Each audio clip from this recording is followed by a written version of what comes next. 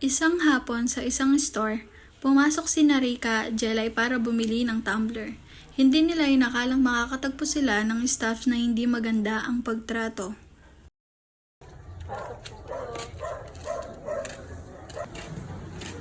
Hi po, pwede po magtanong kung saan po yung mga tumblers dito?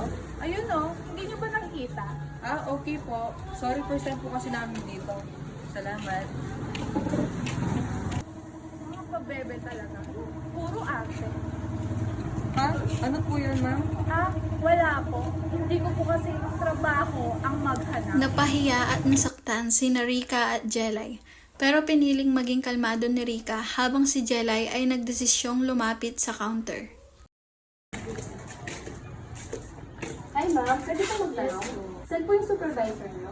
Kasi parang hindi po maganda yung trato sa amin ni Miss Ira kanina. Wait lang.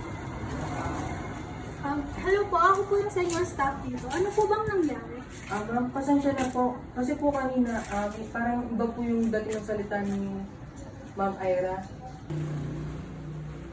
Ganun ba yung nangyari? Wait lang po. Ma'am, pwedeng pakitawag si Ira? Sige po. Uy, Ira, pinapatawag ka ni Ma'am. Ma'am, ano po yun? Ira, narinig ko kanina yung tono mo. Hindi ito uri ng servisyo na inaasahan natin dito. Lahat ng customer, ano man ang itsura niya at pagkatao, dapat pantay ang trato natin. Ma'am, pasensya na po. Hindi ko lang po kasi napigilan. Lahat tayo may pinagdadaanan, pero hindi dahilan yun para maging bastos. Tandaan mo, respeto ang puhunan natin sa trabaho. Humingi ng paumanhin si Ira sa dalawa. Tinanggap naman nila ito, ngunit nagsilbing aral sa lahat na walang lugar ang pagiging bastos sa serbisyo publiko.